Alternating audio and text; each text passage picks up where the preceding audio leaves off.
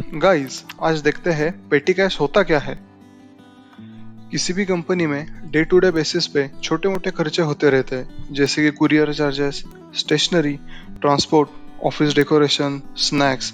तो ऐसी बहुत सारी चीज़ों में हर दिन खर्चा हो जाता है।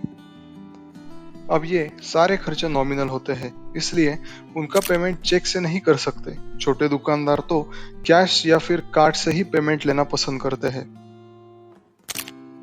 इसलिए ऑफिस के ऑथोराइज पर्सन को कुछ कैश दे देते हैं।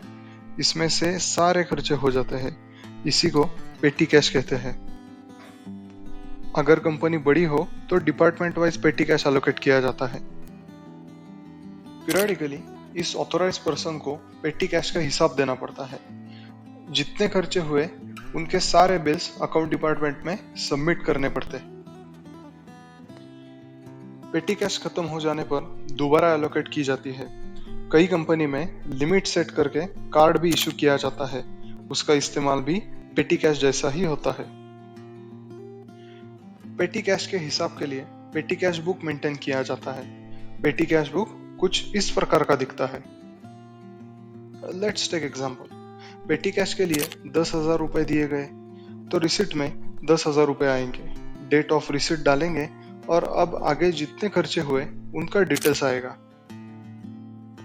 खर्चे रिकॉर्ड करते समय ही उसे बाइफरकेट किया जाता है। जैसे पेट्रोल एक्सपेंस ट्रांसपोर्ट के कॉलम में आएगा, स्टेशनरी ऑफिस एक्सपेंस के कॉलम में आएगा। तो किस चीज के लिए कितना खर्चा हुआ वो आसानी से पता चलता है। ऑफ कोर्स अब ये सारी चीजें सॉफ्टवेयर से होती है, पर कंसेप्ट तो सेम ही है। Thank you so much for watching guys. Please like and subscribe.